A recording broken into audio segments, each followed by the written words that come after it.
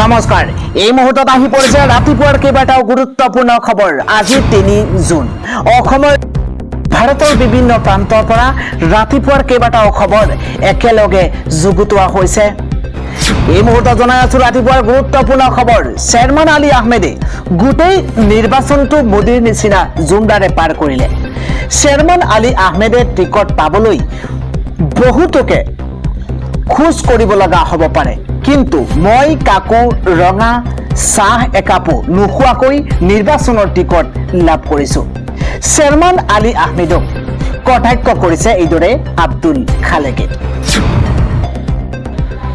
প্ৰতি খবৰটো হৈছে ৰাইজৰ ৰুখত পৰিছে বিধায়ক নুৰুল হুদা জনতাৰ তীব্ৰ প্ৰতিবাদ এই মুহূৰ্তৰ এটা ব্ৰেকিং নিউজ ৰাইজৰ ৰুখত পৰিছে বিধায়ক নুৰুল হুদা ৰাইজৰ ৰুখত পৰিছে বাহন ঘেৰাও কৰি নুৰুল হুদাৰ বিৰুদ্ধে সাব্যস্ত কৰিছে তীব্ৰ প্ৰতিবাদ এই মুহূৰ্তত এটা ব্ৰেকিং নিউজ জুৰিয়া উন্নয়ন খণ্ড কাৰ্যালয়ৰ সন্মুখতে এক উত্তপ্ত পৰিস্থিতিৰ সৃষ্টি হৈছে জনতাৰ অভিযোগ যে ৰাইজৰ সৈতে কথা নাপাতে বিধায়ক নুৰুল হুদাই জনতাৰ অভিযোগৰ ভিত্তিত উত্তপ্ত পৰিস্থিতিৰ সৃষ্টি হৈছে নিৰ্বাচিত হোৱাৰ পাছতে জনতালৈ পিঠি দিয়াৰো অভিযোগ ৰাইজৰ আৰু জুৰিয়া উন্নয়ন খণ্ড কাৰ্যালয়ৰ সন্মুখতেই এক উত্তপ্ত পৰিস্থিতিৰ সৃষ্টি হৈছে জবাবদিহি কৰিছে বিধায়ক নুৰুল হুদাক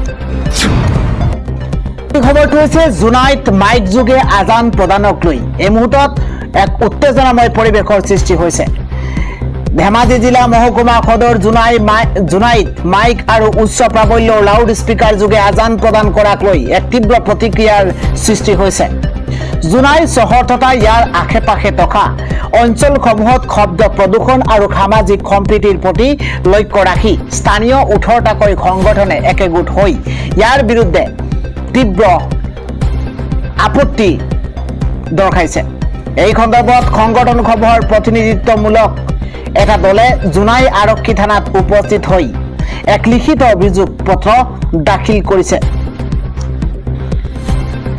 স্মাৰক পত্ৰ দাখিল কৰি সংগঠনসমূহৰ নেতৃত্বই সংবাদ মাধ্যমৰ আগত প্ৰকাশ কৰা অনুসৰি যোৱা কিছুদিন ধৰি জুনাই বজাৰ আৰু ইয়াৰ সমীপৱৰ্তী এলেকাসমূহত উচ্চ প্ৰাবল্যৰ লাউড স্পিকাৰ ব্যৱহাৰ কৰি দিনটোত কেইবাবাৰো আজান প্ৰদান কৰা হৈছে বৃহত্তৰ জুনাই অঞ্চলৰ মছজিদসমূহত মাইক যোগে নিৰ্দিষ্ট সময়ৰ মূৰে মূৰে উচ্চ স্তৰত আজান প্ৰদান কৰাৰ ফলত শব্দ প্ৰদূষণ সৃষ্টি হোৱাৰ অভিযোগ উত্থাপন কৰিছে জুনাই টিএমপিকে আৰু আসু এজেৱাইচিপি কে ধৰি মুঠ 18টা দল সংগঠনে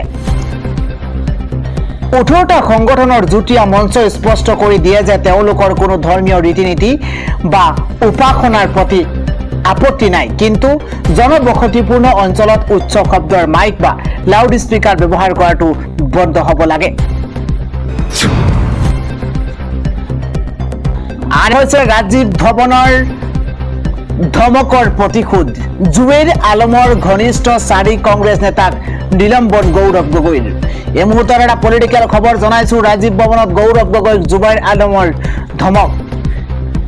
ধমকৰ প্ৰতিশোধ ললে এইবাৰ গৌৰৱ গগৈয়ে এটা ব্ৰেকিং নিউজ এই মুহূৰ্তত জনাইছো খঙৰ বহিৰ প্ৰকাশ কৰিছে হাইলাকান্দিত বিধায়ক জুবেৰ আলমৰ ঘনিষ্ঠ 4 কংগ্ৰেছ নেতাক নিলম্বন কৰা হৈছে হাইলাকান্দি জিলা কংগ্ৰেছৰ 4 সাধাৰণ সম্পাদকক নিলম্বন কৰা হৈছে এটা পলিটিকেল ব্ৰেকিং এই মুহূৰ্তত জনাইছো নিলম্বিত নেতাসকলক হল জাহানুদ্দিন বৰভূঞা সাৰিন সাদিউল মিতুজ্জামান লস্কৰ নিলম্বন হৈছে নজমুল হুছেইন বৰভূঞা 4 গৰাকী কংগ্ৰেছ নেতাই আছিল বিধায়ক জুবেৰ আলমৰ ঘনিষ্ঠ শনিবাৰে হাইলাকান্দি কংগ্ৰেছ কাৰ্যালয়ত সংঘটিত ঘটনাক লৈ এই নিলম্বন কোনাই সমষ্টিৰ বিধায়ক আমিনুল হক লস্কৰক কৰিছিল অপমান ৰাজীৱ ভৱনৰ পৰা খেদি ফুটোৱা হৈছিল বিধায়ক আমিনুল হক লস্কৰক আৰু দিয়া হৈছিল মুৰ্দাবাদ ধ্বনি ইয়াৰ পাছতেই 4জন নেতাক নিলম্বন কৰিছে গৌৰৱ গগৈয়ে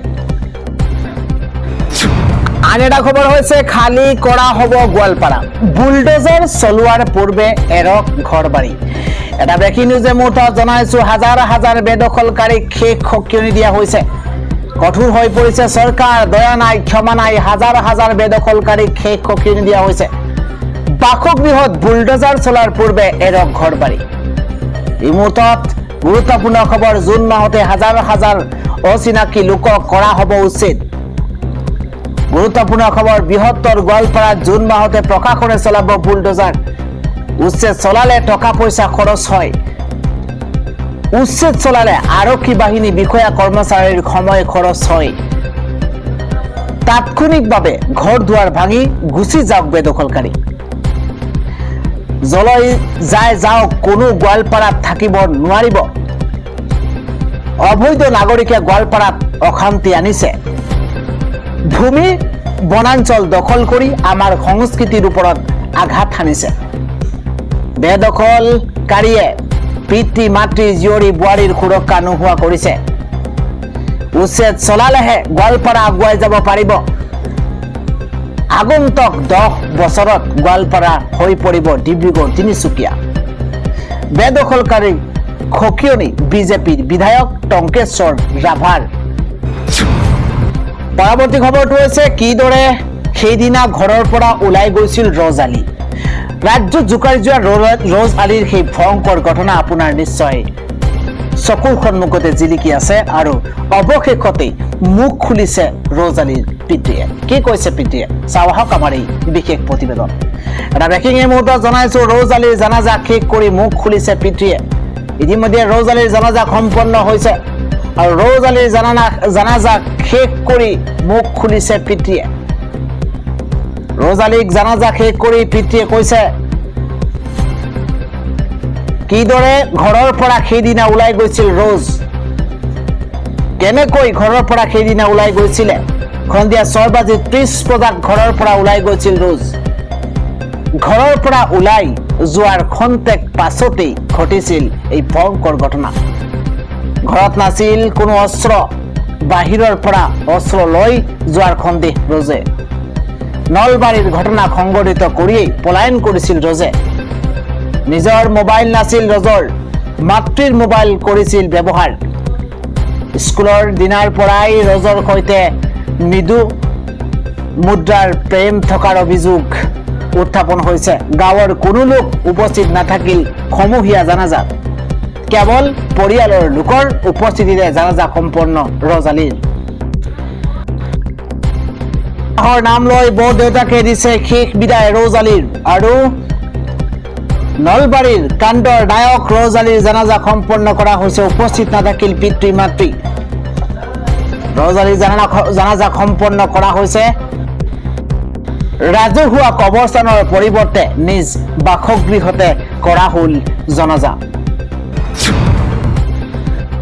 পৰৱৰ্তী খবৰটো হৈছে অহা 10 জুন বন্ধ হৈ পৰিব অলা উবেৰ ৰেপিড' সেৱা। এই মুহূৰ্তত ৰাজ্যবাসীৰ কাৰণে এটা ডাঙৰ খবৰ জনাইছো। অহা 10 জুনত সম্পূৰ্ণ বন্ধ হৈ পৰিব অনলাইন সেৱা। অলা উবেৰ ৰেপিড' সেৱা নাপাব অহা 10 জুনৰ পৰা। এটা গুৰুত্বপূৰ্ণ খবৰ, আছাম ষ্টেট ড্ৰাইভাৰ ইউনিয়নে সাব্যস্ত কৰিব তীব্ৰ প্ৰতিবাদ। পেট্ৰল ডিজেলৰ দাম বৃদ্ধিৰ বিৰুদ্ধে সাব্যস্ত হ'ব প্ৰতিবাদ। গুৱাহাটী খানাপাৰাত বিক্ষোভ কাৰ্যসূচী ড্ৰাইভাৰ ইউনিয়নৰ। 10 জুনত সম্পূৰ্ণ বন্ধ হৈ পৰিব অনলাইন সেৱা। অলা উবেৰ ৰেপিড' সেৱা নাপাব 10 জুনত। আছাম ষ্টেট ড্ৰাইভাৰ ইউনিয়নে সাব্যস্ত কৰিব তীব্ৰ প্ৰতিবাদ, কিয়নো পেট্ৰল ডিজেলৰ দাম বৃদ্ধিৰ বিৰুদ্ধে সেইদিনা সাব্যস্ত হ'ব প্ৰতিবাদ। ৰাজ্যত হুৰাহুৰে বৃদ্ধি পাইছে পেট্ৰল ডিজেলৰ মূল্য আৰু তাকে লৈ এতিয়া জনতাৰ মূৰত ৰামটাঙোন। আৰু সেইবাবেই পেট্ৰল ডিজেলৰ দাম বৃদ্ধিৰ বিৰুদ্ধে সাব্যস্ত কৰিব প্ৰতিবাদ।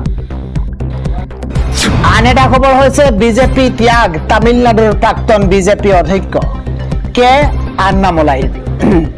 বিজেপিৰ ৰাষ্ট্ৰীয় সভাপতি নীতিন নবীনক পদত্যাগ পত্ৰ দাখিল কৰিছে বিজেপিৰ অধ্যক্ষ কে আন্নামলাই।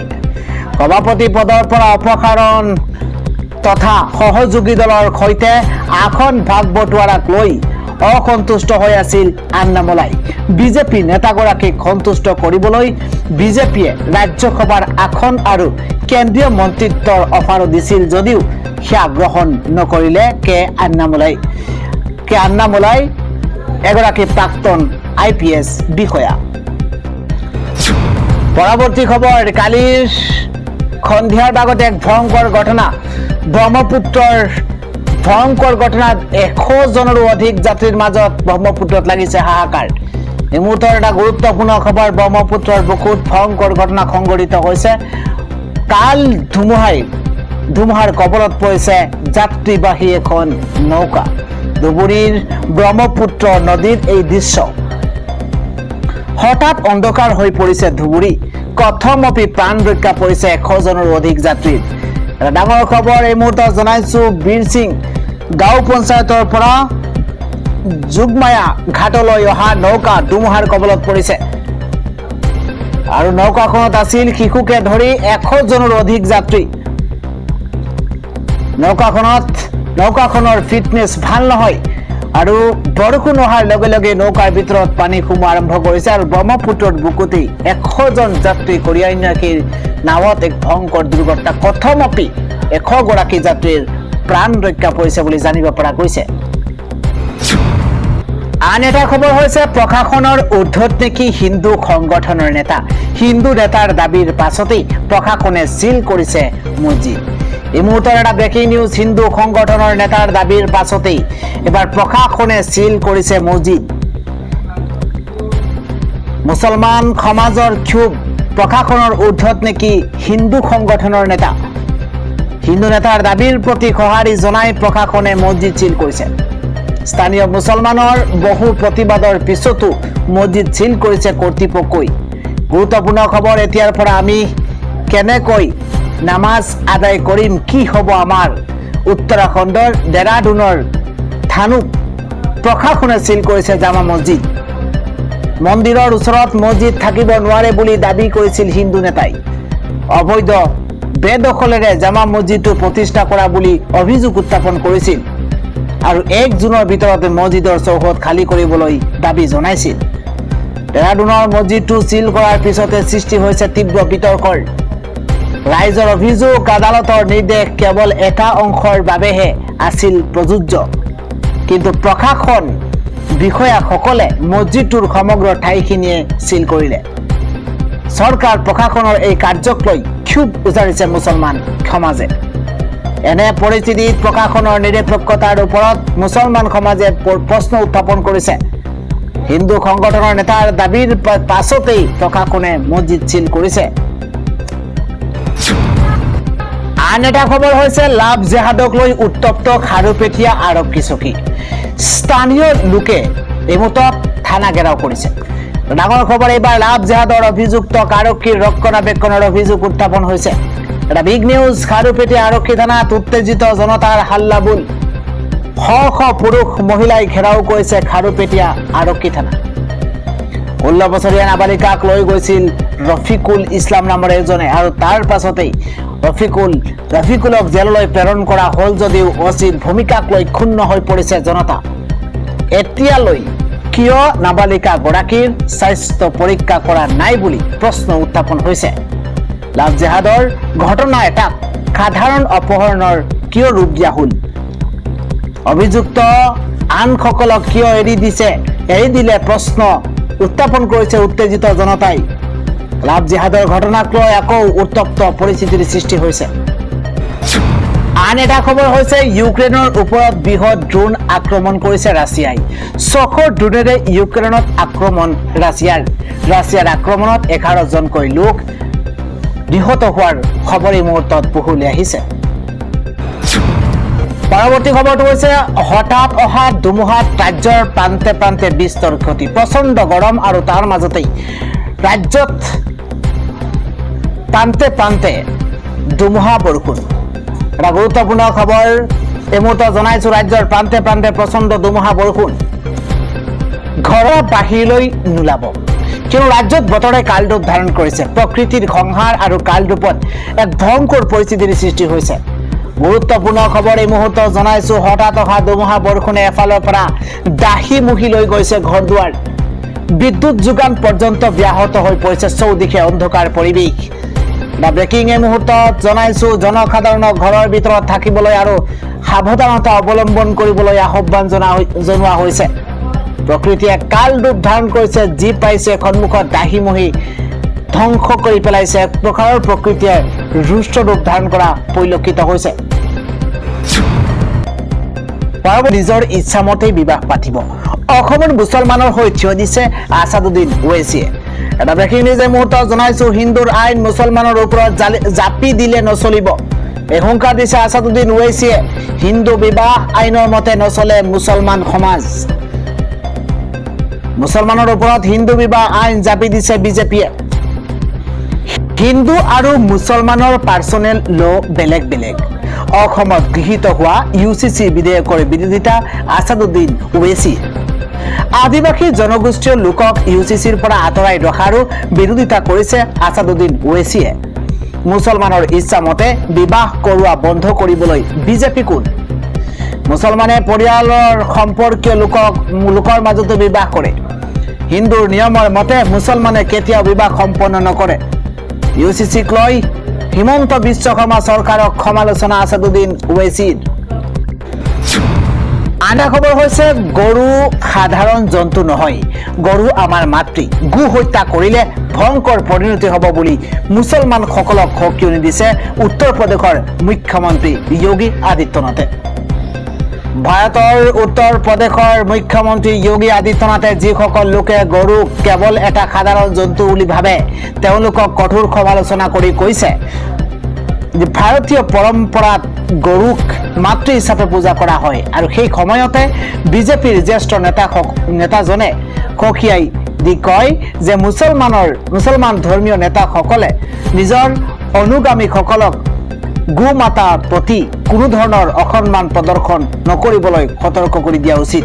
শেহতীয়াকৈ গৰুক ৰাষ্ট্ৰীয় প্ৰাণী হিচাপে ঘোষণা কৰাৰ দাবীত ভাৰতৰ বহু কেইজন ধৰ্মীয় নেতা সৰব হৈ পৰিছে। জমিয়ত উলেমাই হিন্দৰ সভাপতি মৌলানা আৰছাদ মাদানী আৰু আন কিছুমান মুছলমান সংগঠনে গৰুক ৰাষ্ট্ৰীয় প্ৰাণী ঘোষণা কৰাৰ দাবী জনাইছিল। ইয়াৰ পৰিপ্ৰেক্ষিতত বহু ঠাইত প্ৰতিবাদো সাব্যস্ত হৈছিল। সোমবাৰে এখন চৰকাৰী অনুষ্ঠানত এই প্ৰসংগ উল্লেখ কৰি মুখ্যমন্ত্ৰীগৰাকীয়ে কয় যে মাতৃৰ সন্মান ৰক্ষা কৰাৰ কথা কোনো সন্তানক সুকীয়াকৈ শিকাই দিব নালাগে। দেশৰ মানুহে নিজৰ মাতৃ আৰু গৰুক সমান শ্ৰদ্ধাৰ চকুৰে চায়। যিসকলে গৰুক জন্তু বুলি কয়, তেওঁলোকে আচলতে গো হত্যাকেই সমৰ্থন কৰে। তেওঁ কয় যে গৰু আমাৰ মাতৃ, গৰু কোনো নিছক জন্তু নহয়। গোমাতাক জন্তু আখ্যা দিলে বুজিব লাগিব যে তেওঁলোকৰ মানসিকতা একেবাৰে পাশবিক। গোমাতা আমাৰ ৰাষ্ট্ৰমাতা। ইয়াৰ বাবে কোনো আনুষ্ঠানিক ঘোষণাৰ প্ৰয়োজন নাই। যোগী আদিত্যনাথে কয় যে আজিকালি বহুত মৌলবী আৰু মৌলানাই গৰুক ৰাষ্ট্ৰীয় প্ৰাণী ঘোষণা কৰাৰ দাবী উত্থাপন কৰিছে, কিন্তু আমি কওঁ যে গৰু আমাৰ মাতৃ। তেওঁৰ সৈতে আমাৰ সম্পৰ্ক বহু জন্মৰ। গৰুৰ মৰ্যাদা কি, সেই বিষয়ে আক্ৰমণকাৰীসকলৰ পৰা আমাক শিক্ষা লোৱাৰ কোনো প্ৰয়োজন নাই। আমাৰ নিজা মূল্যবোধ আৰু পৰম্পৰা আছে। আমি সদায় গৰুক মাতৃ হিচাপে সন্মান কৰি আহিছো।